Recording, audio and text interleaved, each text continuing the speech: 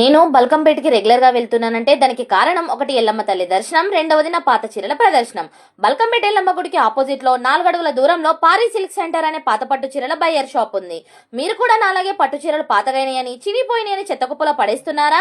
అయితే మీరు చాలా డబ్బుని మిస్ చేసుకున్నట్టే. ఎందుకంటే ఈ షాప్ లో పాత పట్టు చీరలకి వాటి బార్డర్స్ ప్యూరిటీని బట్టి మంచి ప్రైస్ ఇచ్చి తీసుకుంటారు. ఫర్ ఎగ్జాంపుల్, నేను నా 5 పాత పట్టు చీరల్ని తీసుకెళ్లాను. ఆయన నా 5 చీరల క్వాలిటీని ఆ రాయితో చెక్ చేసి కాపర్ కలర్ వచ్చినవి కొనమని చెప్పి సిల్వర్ జెరీ కలర్ వచ్చిన శారీస్ ని పక్కకు పెట్టి మళ్ళీ వాటి ఎగ్జాక్ట్ ప్యూరిటీని లిక్విడ్ సహాయంతో చెక్ చేశారు.